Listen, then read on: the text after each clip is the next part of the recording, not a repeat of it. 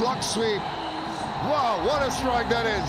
Ends the আজকে যখন বাংলাদেশের 69 রানের 6 উইকেট হারিয়ে যায়, ঠিক তখনই বাংলাদেশ ব্যাকফুটে পড়ে গিয়েছিল। আমরা অনেকেই হয়তো ভেবেছিলাম বাংলাদেশ আজ 150 রানও করতে পারবে না। ঠিক প্রথম ওয়ানডের মতোই আমরা দেখতে পেরেছি মেহেদী মিরাজ সেই লাস্ট উইকেটে যে 53 রানের জুটি দিয়ে বাংলাদেশকে অনবদ্যভাবে জিতিয়েছিলেন, smashes that. আজও তার সেই পুনরাবৃত্তি ঘটিয়েছেন মেহেদী মিরাজ।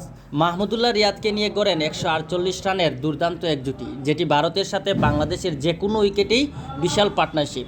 সেই সাথে মেহেদী মিরাজের আরও একটি অর্জন ইতিমধ্যে ঘটে গিয়েছে ভারতের সাথে। শুধু ভারতের সাথে না, তার ক্যারিয়ারের প্রথম সেঞ্চুরিটিও তুলে নেন মেহেদী হাসান মিরাজ। 50তম ওভারে যখন 20 রানের প্রয়োজন ছিল, তখন মুস্তাফিজুর রহমানের প্রথম বলটি ডট হয়েছিল। আমরা অনায়াসেই ভেবে নিয়েছি যে বাংলাদেশ হয়তো ম্যাচটি জিতেই যাবে।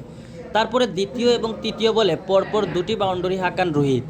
চতুর্থ বলটি আবারও মুস্তাফিজুর রহমান দিলেন ডট। পঞ্চম এবং ষষ্ঠ বলে ভারতের যখন দরকার 2 বলে 12 রান, ঠিক তখনই বিরাট একটি ছক্কা হাঁকান রোহিত শর্মা। খেলার স্কোর দ্বারায় লাস্ট বলে জিততে হলে ভারতের 6 রান। পারবেন কি রোহিত ভারতকে ম্যাচ জিতাতে, নাকি মুস্তাফিজুর রহমান জিতাবেন বাংলাদেশকে? লাস্ট বলে যখন টান উত্তেজনা সারা বাংলাদেশ সহ ভারতে এবং গ্যালারিতে যখন প্রচুর হইচই, তখন হয়তো অনেকেই ভেবেছিলেন বাংলাদেশ হয়তো ম্যাচটি হেরেই যাবে। মুস্তাফিজুর রহমানের শেষ বলটি ছিল অনবদ্য, কোনো রানই নিতে পারেননি রোহিত শর্মা। বিনিময়ে বাংলাদেশ জিতে যায় 5 রানে।